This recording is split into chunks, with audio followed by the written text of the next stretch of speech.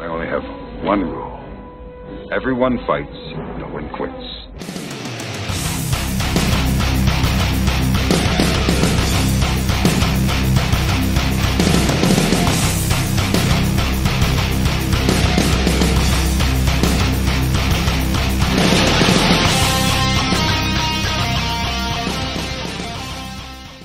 Welcome to WTC Squadcast, a podcast focusing on international matters, tournaments, communities, and the World Team Championship.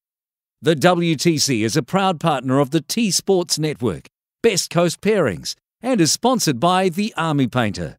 If you'd like to support the podcast and the WTC, please visit our Patreon at www.patreon.com/WTC Squadcast. Now, let's get on with the show.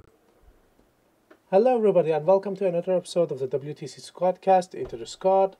In this podcast, we interview the team captains from every nation that attend the WTC in order to find out how their teams work, how do they form their teams, how do they hear about the WTC, and what do they expect from the event. I'm Işık, your regular host for this sub-podcast. And today with me we have the German interim captain, Fred Otto. Welcome, Fred, to the podcast. Hello, thank you for having me. Thank you for coming on. Can you introduce yourself to us, please? Yes, it's a pleasure. I'm Fred Otto from Germany. I am currently the interims captain for the Team Germany, as you already said. I am actually very much involved with Warhammer my full time now. I have made myself a freelancer in Warhammer. I'm a coach, content creator, streamer, and tournament organizer. And I'm trying to get the Team Germany on track to be competing again, finally, in the WTC. Yeah, so now that you mentioned it, although this was as my first question, but you made me curious now. Germany is one of the most successful nations in the ETC WTC history. That you are literally the second most successful nation after Poland when it comes to rankings.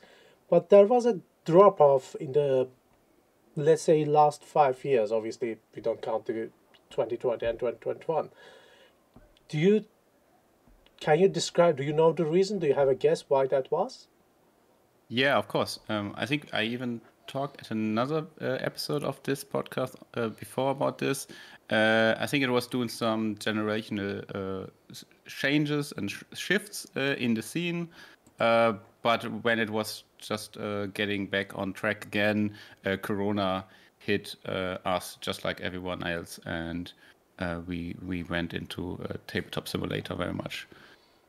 So I would say the generation switched who were participating in the Team Germany or everything that was related to ETC WTC in the German scene, and I would say that the switch didn't go smoothly enough, or the knowledge wasn't given on enough, or the practices and whatever you would call it, it just didn't transfer enough, so that there was like a downfall. And I'm trying now to get this back and get newer people, older people together, and maybe also build something that can survive such a change in the people again. So the torch wasn't handed out properly, yes, and yes. It was dropped in the ground, and now you need to rekindle everything. That's the perfect analogy. Yes, thank you. Okay, so that's interesting to hear. How did you get involved? You said you are now a professional content creator with the coaching and TOing, and how does your story with 40K begin? Yeah, so I started playing more than 10 years ago, so maybe for some listeners or participants in WTC, it's quite young. But very early on, through some German blog, which was basically the only source for competitive 40K in Germany, which was the blog from Simon for the Kings back then. I just read some random written battle reports or some just news about the ETC happening and the team attending. And I think back then, like a few of the players in the team, they actually wrote like about their 5 or 6 games and just some very short things, and it was very interesting. And since then, I knew about it, and through different tournaments, I think I got into contact with them, and this is how I learned what the WTC is. And back then, this was basically 2012, 2013. I remember we also had quite big team tournaments in Germany, and they were also kind of like talking about, okay, WTC, this team tournament is very important. It's like a practice for the WTC and so on. Okay, so when you entered, you sort of went into the deep end, like you started playing competitively from the start with, or were you just playing casually with your friends and then find out the competitive thing and joined that? So would you say you started competitively, or then you became competitive later down the line? Like the first contact with Warhammer was like when I was a teenager or whatever, but it's a long time ago. So when I got back into Warhammer, I immediately wanted to play competitively. I found out, there's tournaments. Oh, cool! I want to do that. That sounds amazing. Let's play competitive. Let's find out what's the best strategy, and let's go to these tournaments. Okay, I guess once you get bitten by the competitive bug, you never let that go, because it's like, I noticed that with myself. Even if I try to play casual games now on, it's like I accidentally min-max the army for the competitor setting. It's like, oh, that's not great. I shouldn't play this against a noob, so that's not great. I think I never ever since I was a teenager, like since I have been back into Warhammer, I never ever like wrote anything fluffy, or I thought, let's reenact this thing or whatever. So what was your first team tournaments like? Oh, sorry, I actually want to know, what was your first tournament? It was the singles event or a team event? It was the singles event, 1,250 points in a city nearby with 20 people. Okay, so, and what was your first team event?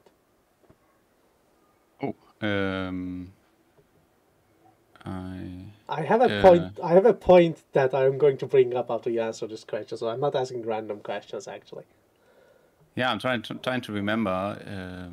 It could be that this was the German Stadtmeisterschaften in Münster, which was actually very big back then, and just after maybe a year or so of getting into the competitive scene and finding some friends through these local tournaments.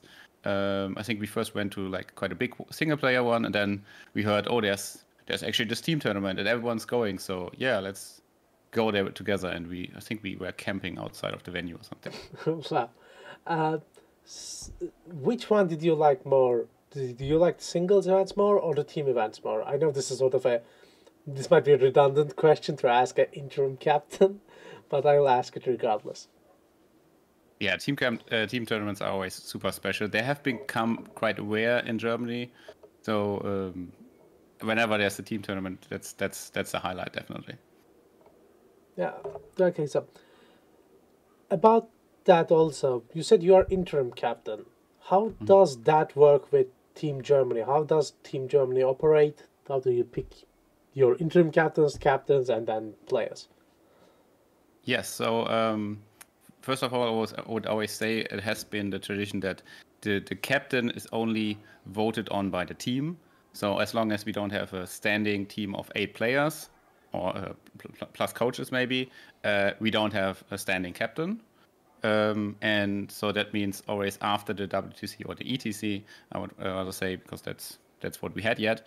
There's voted on who becomes the interim captain, and then this one goes on until the new team is formed, and then this team votes on who's going to be their captain. So the selection process has been varying through all these different years, definitely. And I think this is maybe the only constant of what I know of. And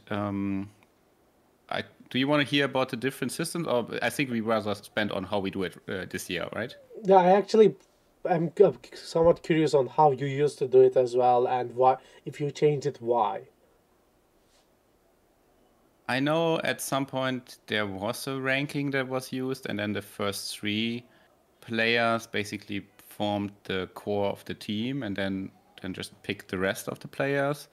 We used to have, since from 2016 to up until Corona hit, we had the finals at the end of the year, or like rather basically like LVO time, like at the beginning of the next year, which invited 12 people and who were best in the German ranking. It was called the Tabletop Masters ranking, and the winner got like a fixed place as a player in the team. So this was a system, but also like I remember when I the first time I played, and I played once for Team Germany. Now this was in 2019. It was actually this was actually just after this shifting times, and the interim captain basically made an open call, and people applied, and then the interim captain from back then and another person basically handpicked 3 people, I think, was maybe 2. I don't really remember anymore, but like 2 to 3 people, and then they formed the core and picked the other 5. Okay, so how is it happening now under your stewardship? So now I try. So for this year, I really try to build something stable that can go on even if I'm not the interim captain, or no one likes me anymore. But there's other people who do it differently. And so we have a council, which is made up out of 4 people, which the interim captain is part of. So it's basically interim captain plus 3 other people, and they. Over a certain amount of time. Now it's basically 2 months, I think, 2 to 3 months. Watch the different players who apply to be a player in the team, and they do this through, of course, their normal tournament results if they go to tournaments and show their skill there, but especially to sparring events. And we have done a couple of TTS sparrings against other nations, but also internally. And we watch quite closely how the players, first of all, interact in the team when they like how they build their list, how they estimate what their matchups are, what are good matchups, bad matchups, and so on, and then of course how they perform on the table in the end.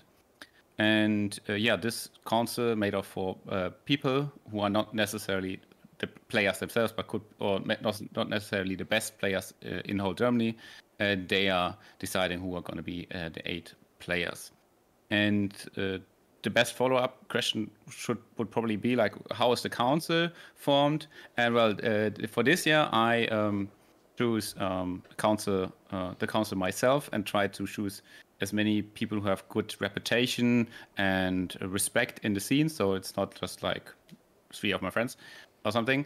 And we established now a new ranking because all the old rankings don't work anymore, or I don't know, for Turkey probably you know this yourself, there's no ITC ranking or something, there's like ITC ranking for the world, for US and for UK, but there's nothing you can use for your own nations. It's not really effective tool to use in when every tournament is not put in it. ITC doesn't become an effective tool. Yeah, so basically myself and 2 other people that helped me last year, we went through like basically all different platforms and just like scraped the placings from the sites, and like put them into huge Excel sheets and try to calculate who are the best players, and made a ranking for last year. And now we are doing this every Monday, making a ranking for this year, and so on, and establishing the Team Germany ranking. And the Team Germany ranking basically constitutes who's in the council next year. And so if you want to be like this, be the decider who's in the team. You can play to your best of your ability, be high in the ranking, then become part of the council, and then the council oversees the sparring process and decides who are the most suitable players for the team. Okay, so you have circumvented one of the issues that I generally had with the ranking, which is the top players usually played similar factions. So if you just tried to pick let's say, the top 8 in a ranking system, you might have gotten, let's say, 3 Eldas and 4 Necrons or something. But by putting them in a council who picks the team itself, you sort of add a bureaucratic layer into it, but you sort of circumvent the, hey, we're all playing same faction, so some of us have to learn a new faction now. But how do you pick your interim captain? So if you decide to leave, how would your replacement become the interim captain? It would be the team again. The team will be picking who's overseeing it again. Okay, but you said the 8 players pick the captain, but let's say that you decided to drop off. You said that you were going to be captain. I'm not saying you specifically, but you have life came at you fast, and you decided to not become the captain. Is there a process for your replacement, or is it back to the team? So are you asking about the captain or the interim captain? Interim captain. That's it. Interim captain's just after the tournament is done. Who's supposed to govern basically or oversee this process between this tournament and the constitution of the next team. So the team votes on that. Okay. So it's sort of, there are many layers and there are some checks and balances, at least, that I think it's important that you have certain like you need people who have some what's the right word, who maybe for lack of a better word have some benefit of doing this unpaid labor all the time for the team, who want to see the team strive. So, and you need to have people who have some experience with how the WC works and so on. But you also cannot just have these be the people who just want to be on the team next year and also want their friends to be on the team next year. But you need to have, as you said, checks and balance, different ways of getting into the council and making a difference and being able to decide who's on a team, and maybe then inside the council do different checks. Because I for example, I'm part of the council as an interim captain, but I don't have the last say. So if I think this player is the best for the team and we should really take him, then I have 3 other people I have to convince. And if I cannot convince them, he's not going to be on the team. Oh, so even if I, I don't know if I. It needs to be a unanimous decision to put somebody in the team. Then it needs all 4 needs to give. Yeah, exactly. Oh, okay, so that is interesting. Yeah. So it's not like 3 can override 1. Yeah, the team would be. That is interesting, because agreeing as 4 people on 8 different people, it wouldn't be that easy, I guess. It would there would be lots of discussion, because you can't even, it would be even difficult to order what is for lunch as 4 people. Well, we all know that there has to be that there are compromises to be made, and that you cannot have exactly what you want, and you have to find a middle ground. And I think that's a good way to approach this. And we talk a lot. We have almost weekly meetings, and we all have a Discord together, and we talk quite frequently. So that's good, I think. Oh yeah, I assume that there needs to be at least lots of talks, and it's also would show lots of investment, not just time wise, like you said, but emotional and let's say Emotional is a good word, like emotional and effort investment in order to make sure. Oh, also national interest as well. I mean, you would want the Germany team to succeed. You would uh, give me. And back from our minor inconvenient stop, we were talking about the national interest of the team. Like every member of the council would, I assume, would want the German team to succeed and do well.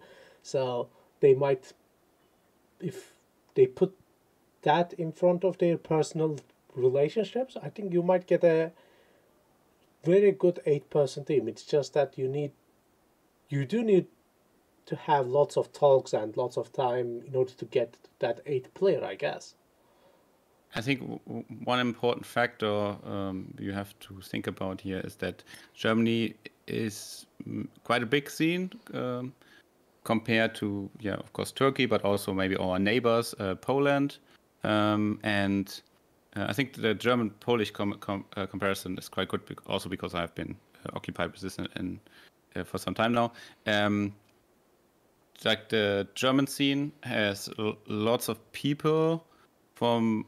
And it's so there are even there's different scenes inside of different scenes. So like the Northerners and the Southerners and the Western and the Eastern, there's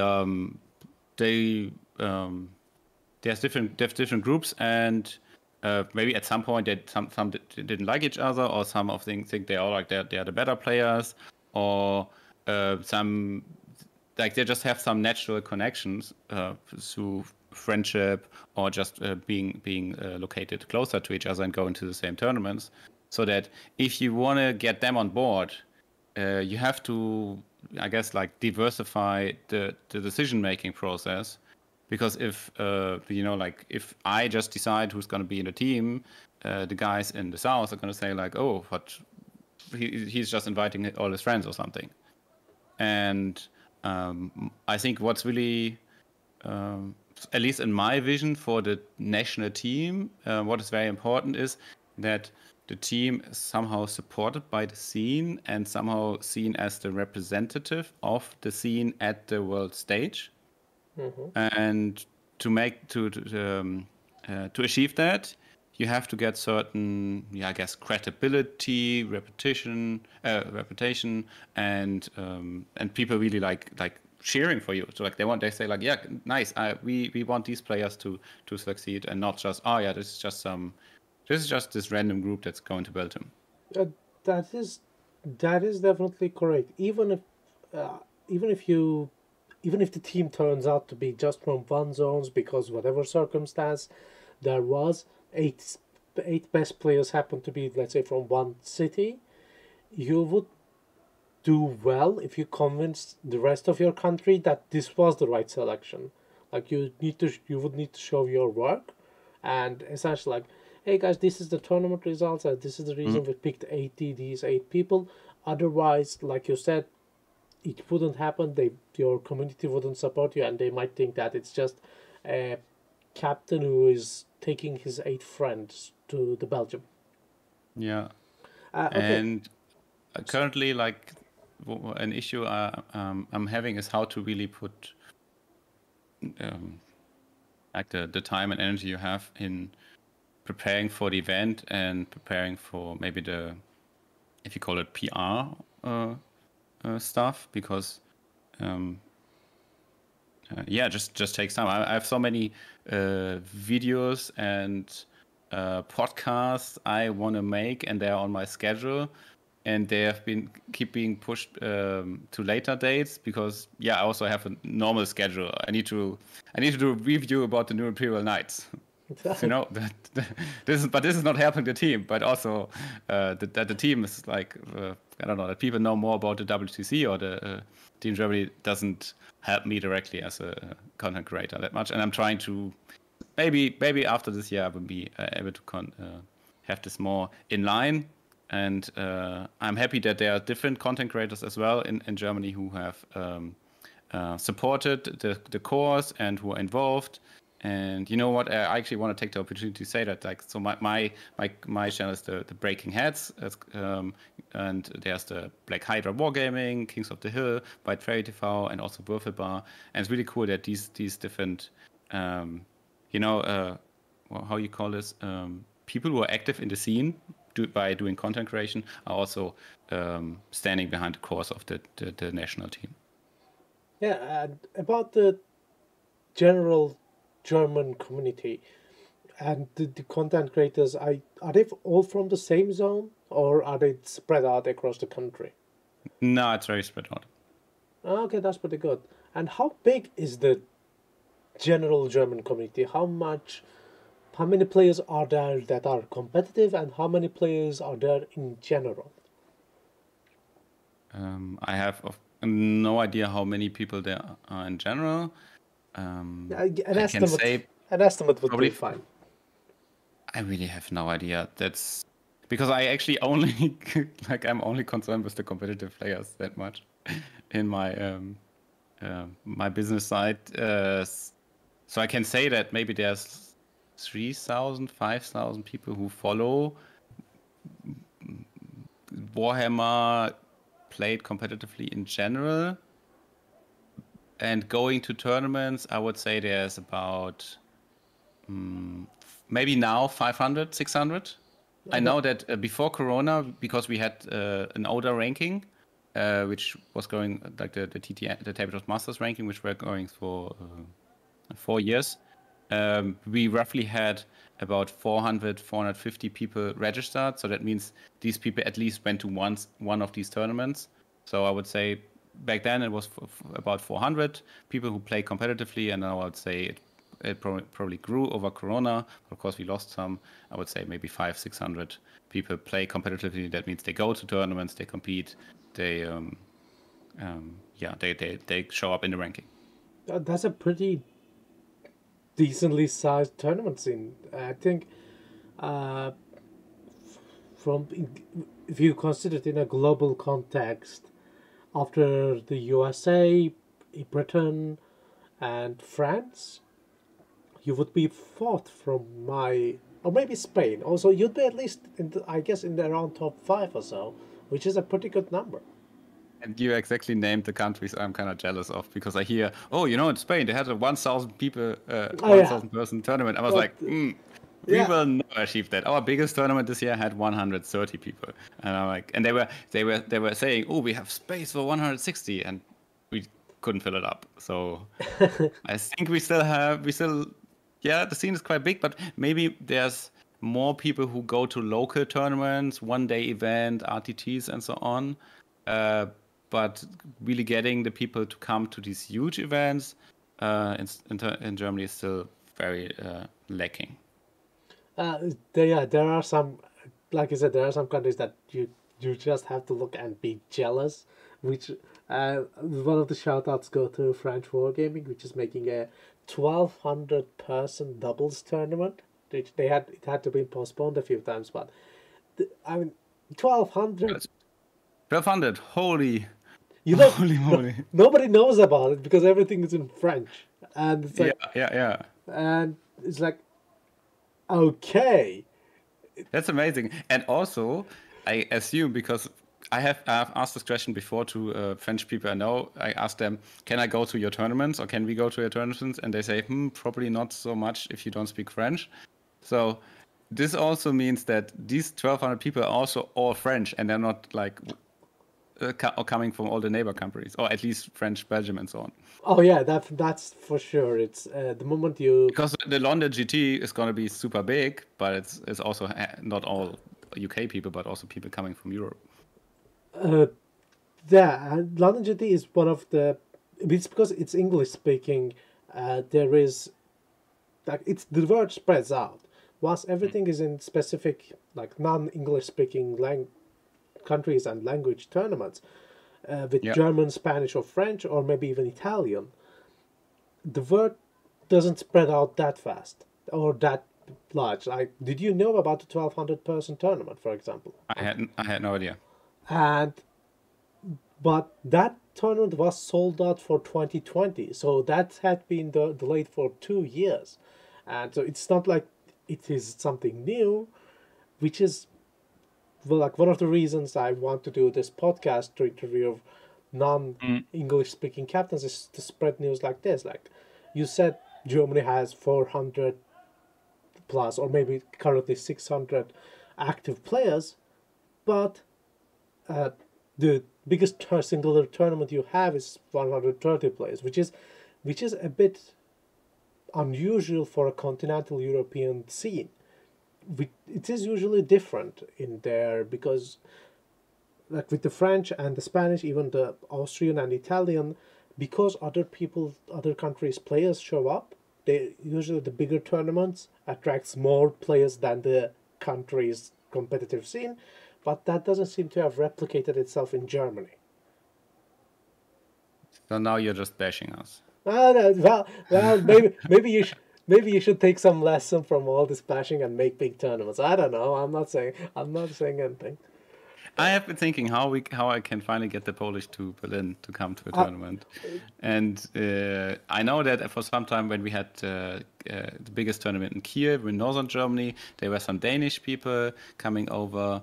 We had some Dutch people coming over, but it's always like 5 individuals who are maybe very competitive and they want to win a big event or something. For the Polish, I know them quite well, and their entire community has been oriented around WTC, and they only attend team tournaments and only team tournaments. They don't even make that many singles tournaments within their own country, and it's like they are hyper focused, and it shows in their year-to-year success in the events as well. It's not the case in most other countries. Usually the singles tournaments get bigger numbers in several countries than the team tournaments. So, exactly, yeah.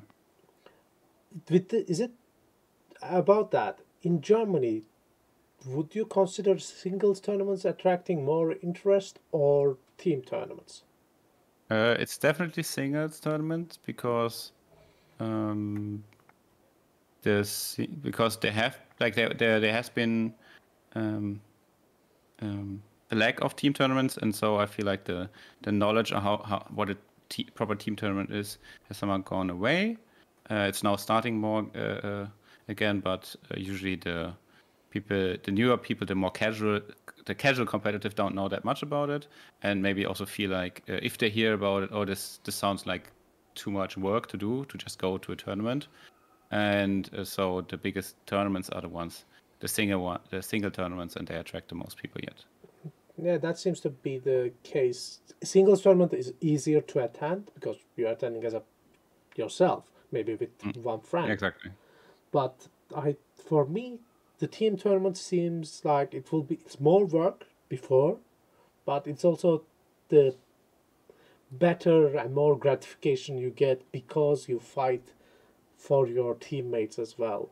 In a singles tournament, you don't really care if you lose by 2-18 or 0-20, but for the team tournament, the 2-point or the 3-point you get from the single match might actually bring the draw or a victory to your team, which is like with your teammates standing behind you and you're the final match, you're trying to get every single point. That's like one of the highest level of 40K, maybe not on a skill level, but on an emotional and responsibility level. I think that's the best 40K can get. Exactly, but also the preparation level, I think for many people feels too high, or higher, so that it seems like, oh, you need to go to the tournament and suddenly you need to fill out some spreadsheet, or you have the team pairing, the pairing against the other team, and then you completely mess up, and suddenly every single one of your people, your players have a bad matchup, and that seems less fun for some people, I guess. It's definitely like the responsibility level of everybody is higher. Yeah. The captain has to pair, the team members have to have to help the captain with the information, because if the captain thinks mistakenly, because you put in your, let's say your Imperial Knights, you think you can beat that Eldar list, but you actually can't, and you thought that you put a good result for your pairing spreadsheet, and then you get wrecked against 3 Eldar 0-20, that's, you might feel bad, because you, not purposefully, it doesn't have to be purposeful, but you misled your teammates by accident, and you overestimated your abilities, and it might feel bad. So the low is lower because you didn't just let yourself down, you also let your teammates down. However, the potential high you can reach is a lot. Like, do you have such memories? And now I'm sort of pushing the ball onto you, because if I get going on this, I'll just not stop. But do you have such occasions that happened to you where you were waiting for one last member of the match? Yeah, I've of course totally agree that the emotional, the positive emotion can be much higher and so great if you can work as a team, and it also really feels like you're being there, competing together, and certain moments I don't exactly recall now, but what I really recall, because just last weekend I was with the team at the Praga team tournament, and we played actually 6 rounds. So basically, we played a small WTC just last weekend, and I went with 2 middle-ish experienced players, I would say, what in regards to team tournaments, and with 2, I have to say, complete newbies in regards to team tournaments. So they didn't even know how a team tournament pairing works before we told them, and maybe still not really know what it really looks like in real life until we got there and had the first match. And it was for at least one, it was really brutal for the first 2 days. Only losses, and also when talking in the team, you have to figure out, okay, custodies are not really great in the matchup we are having here against the other team. So it's gonna end up like you're not gonna have your best matchup, because it's not gonna help the team, and then it can be really brutal, and maybe even the motivation can go away.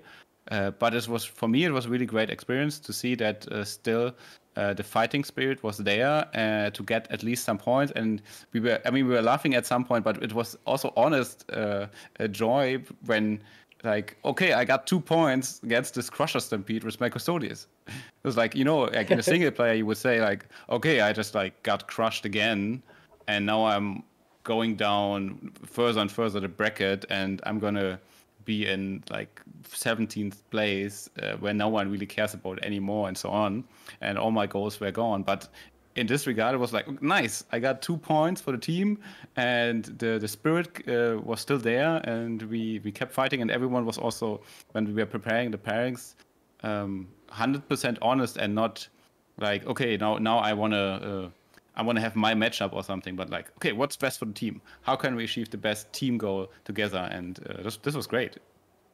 Yeah, it's like I have a smile on my face when you told what happened, because I had similar experiences, and it's just great to see your teammates, even when they are getting thrown in front of the bus, they're losing every single match, and still at the final round come and tell the captain, hey, just send me out first again.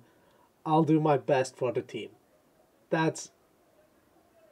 Yeah, exactly. Throwing under the bus. That's exactly what we did in some matches.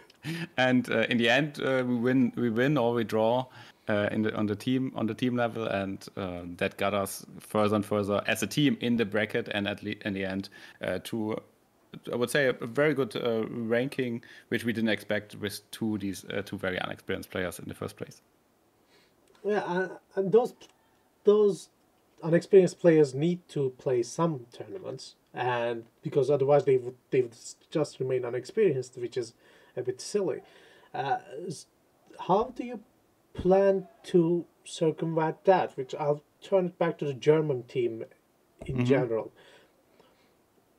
How do you plan to handle the problem of, okay, we have an experienced player pool of 8.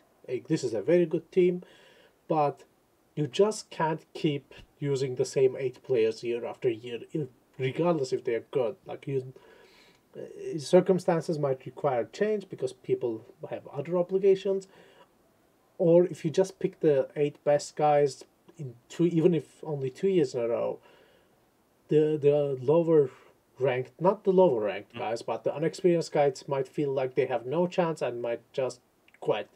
Do you have an idea of how to bridge the gap between the new and the old? Yeah, so first of all, I think the important thing is to have team tournaments where people can participate, watch, and learn, and like just having a culture which integrates team tournaments. In this regard, for example, I'm jealous of the Polish because they have team tournaments so integrated in their scene, even though the scene is much smaller, and they envy our bigger player base and even the amount of good players we can choose for our team. But we don't have we have almost no team tournaments in Germany right now.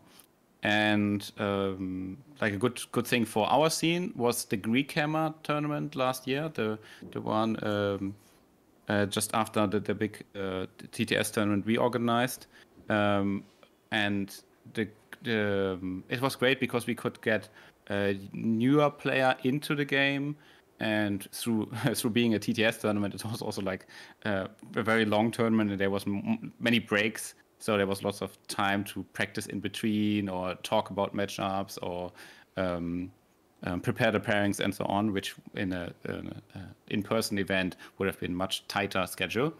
So this was great. Having more team tournaments there, this was good for us, and I think then the sparring matches are amazing. So we have actually taken, I would say, almost random players who said, hey, I want to be on the team, and just put them into a sparring match against another team. So just because if they want to be part of the team and of the team tournament procedure for the Team Germany, we said, yeah, just come and be part of the sparring, and then we see how the result goes. And yeah.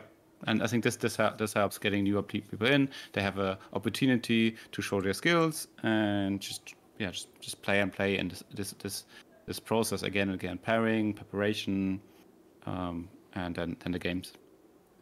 So essentially, so you use mainly TTS, which also reminds me of another thing I always ask to each captain. How does TTS change your practice regime and recruitment regime in general? Like, because it's obviously we couldn't play actual real life games for almost 2 years, and in the meantime TTS has really picked up. Do you see a difference between the players who are used to playing in real life and who have mostly played in TTS, and how does TTS work for your team in general?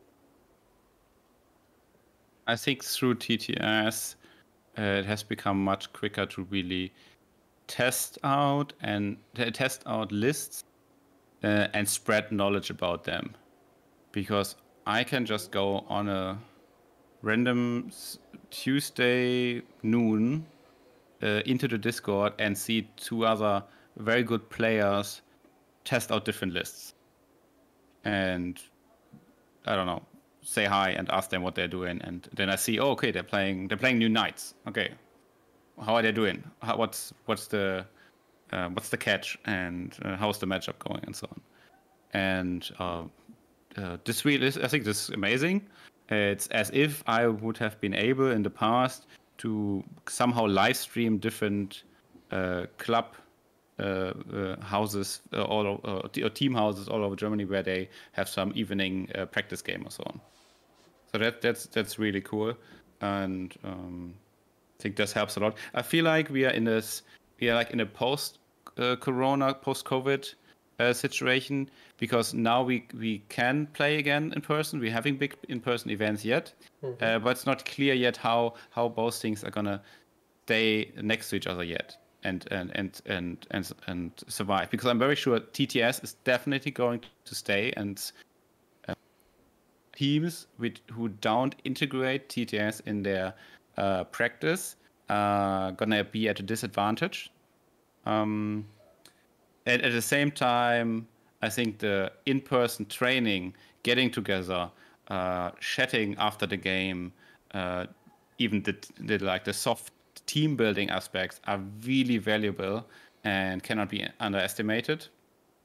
And also, even another thing from the in-person thing is that there's from the game side aspects which are just different in TTS and if you're in person. And some people we have seen now again and again perform better in TTS than in person, and some people perform better in person than in TTS. And we have also seen people who perform equally well in both fields. Okay, that answered a few of my always questions as well, because you can't be as precise in real life as in TTS, because in TTS you can measure perfectly, you can place your models exactly, but in real life you might, like, your movement might be a bit sloppy, even if it is like only 0.2 inches in each turn. Eventually it will add up, and that's interesting to hear.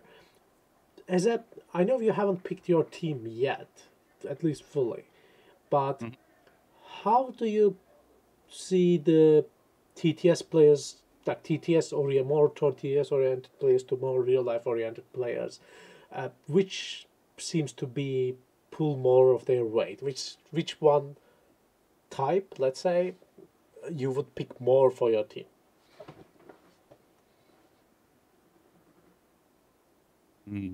That's a hard question, because I would say because we are just still in the process, and as I said, we are like in this post-COVID situation where things are coming together again. I definitely see one general thing that with more TTS orientated players, that the higher frequency of the games in the in-person event creates a different environment which can lower their performance. So the physical challenge takes more of their toll. Yeah, I wouldn't even call it physically, just like even mentally being present for so much and being because if you're there on day 2 in the 5th game, it's loud around you, and you just played your last game and it was really tight and you barely won that. It's just more intense than when you play your 5th game 1 week after the 4th game, right? That's just it's just a fact. And at the same time, I see people who perform better in person, going to a TTS game and just being unprepared. And with unprepared, I don't mean prep hammer, because prep hammer, that's a word. Maybe I should explain that to the listeners who maybe not that much into TTS. Prep hammer being basically called if you know the match and basically play it through with your body, even deploy and save your army deployment, and and just go to the match and have everything ready, which is basically like should be tournament illegal, but it's a gray zone. You can't really forbid this. There's also only things you can do as a tournament organizer to prevent that. Like we, for example, we always randomize tables and missions for all games in the tournament, so people in the TTS tournament cannot do prep hammer that much. But I felt like people who are like in this mindset of just like, okay, go to event, and then you do high pressure, 5 games, full concentration and performance. They can't. It's maybe it's harder for them to really put the switch on and say, okay, this is now the game, and it's all important about that. And yeah. But maybe, yeah, exactly, because it's for them, then maybe it's just the TTS, or it's just a Friday evening game and not the high pressure, high stakes tournament setting. Some players just seem to excel in the team tournament stack.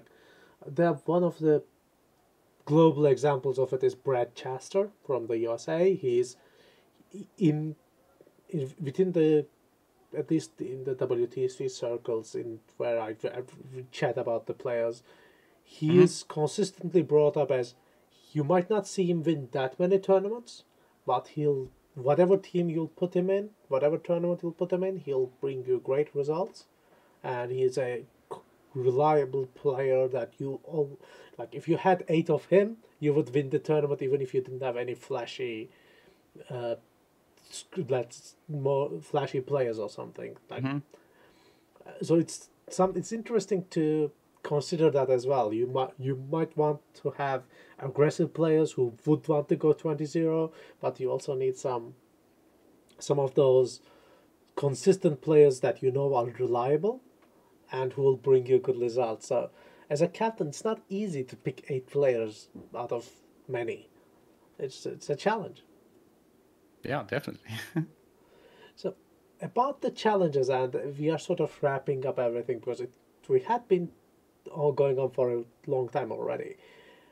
About the challenges of the upcoming 2022 event. Let's say I assume you have a 8-player roster in mind, sort of, ish, maybe, somewhat. Where do you see that team being placed in the final rankings of the WTC? I remember that question. Yeah, of course, we're gonna be first place. That's the goal, isn't it? No, not for every team. No, I had a lot of humble, humble replies to this question. Not everybody replied first. I think you're the third out of the 15 or 20 captains I interviewed who said, "Oh, we are going for the first." Obviously, there's rising competition all over the world. Warhammer 40k as a sport is getting more and more competitive, and as people, I dare even to say like me, because I feel like I'm a really, really tiny player in the professional life, because I'm just doing basically just a freelancer. But if you see, in Germany, we consume a lot of English-speaking content, as in many other fields as well. And of course, if you compare it with the Americans, they have people who are so professionalized now in playing this game, that it's quite difficult for someone who is now in, I don't know, 30s, 40s, and is very good at the game, has some long experience, but to keep up with this training regiment.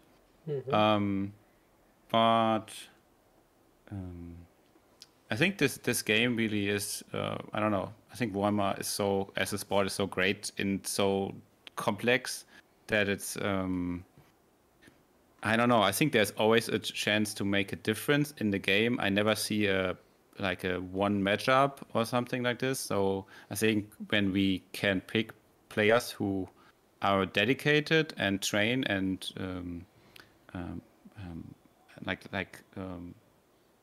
their efforts make the other people grow as well, and then this is a great team.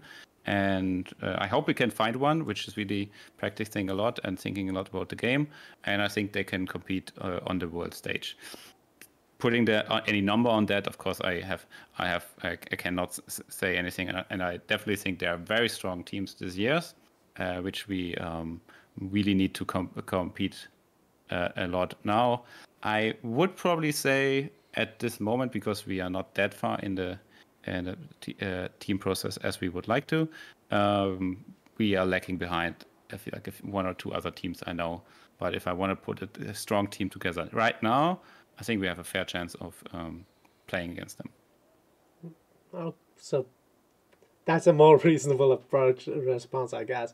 And I actually agree with you. I know some of the a general consensus, the German scene, as from observing, and I assume I not assume, but I guess you have a pretty good shot to make it at least within the top 3. I would be surprised if you would be far from the first place when it comes to in general placing. And so I have one final question before we wrap this interview. Do you have any shout outs or messages you would like to give out before that? Oh, I was so I was so selfish and did them already. Yeah, So I I want to, of know, course. but I'm giving you another opportunity. Okay, Okay. it's So first, I want to thank the other council members, Calvin, Matthias, and Martin, who have been doing lots of work for the team.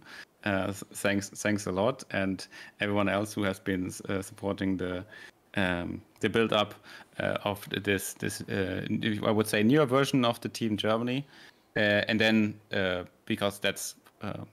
And then I also want to give shout outs to the content creators again, because they can always need it. Like the single people, they don't need this much reputation. But the content creators like Breaking Heads, Black Hider Wargaming, Kings of the White Fairy TV, and Würfelbar, they are wanting to join and joining the media surrounding the Team Germany. I'm very happy that these are also these are putting work in, and that's amazing. Thank you for that, guys.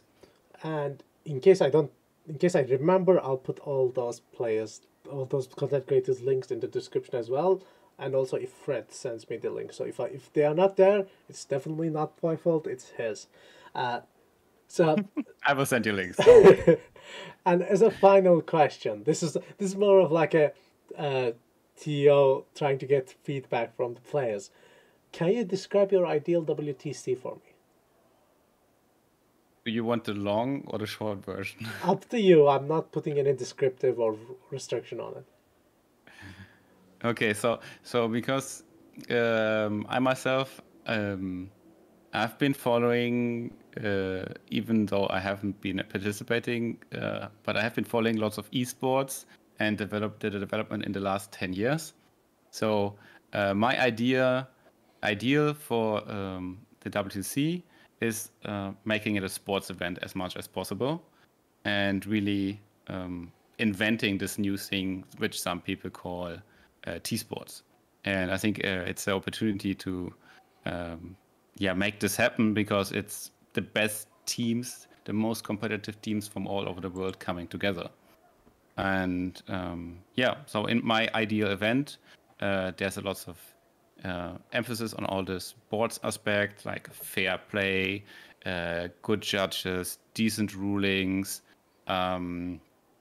transparencies of things we need to consider beforehand, giving people a good chance of entry, like trying to get as many teams as possible in there, so we can really call it the World Team Championship and not just I don't know, these teams could afford to go there or whatever.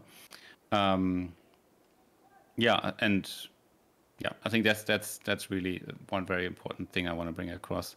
I know the socializing aspect of Warhammer events is very, very important, but I don't like it when some people say, "Oh, we're just here to drink beers," because, and I want to, I hope I might offend some people. You insulted really, a lot of people, Lyle. Like you insulted like yes, half the yeah. half the teams. Because seriously, like I know we are all going there because we want to have fun and we enjoy this event and we want to drink beers, but it's if you would just say let's drink beer in Belgium, people the Australians wouldn't come, and I don't know, and the teams in South Asia wouldn't try to put together a team just to drink beer. It's because they want to follow this sport. This idea of a sport, of competing, of putting all your ideas, all your effort in, and then just seeing how good this fares against the others, and then in this fair sport competition, have fun and then drink beers afterwards. Look. I'm just saying I perform better when I drink. Okay. If that's the case for certain players, then sure. I wouldn't put a doping thing on that. Just go ahead. I don't care. Okay then. So you want to make it more professional, and the team Germany will I'm not saying drinking beer is unprofessional. I didn't say that. I will not say that and make. I don't want to make that many enemies. I'm just saying it's the sport what people come for, and then in the sport people connect, and because they connected, they drink the beer. See, you rescued it a bit in the end then. Nice. Well, this was a nice interview. I learned quite a bit about the Team Germany and the Germany community in general. Thank you for coming on, and I hope I see you in Belgium this year. Yes, definitely. Thank you very much for inviting me. Perfect. And thanks to everybody who listened to this podcast, and check out the links Fred will be sending me in the description of both your favorite podcast platforms and on YouTube. Have a nice day. Thank you very much.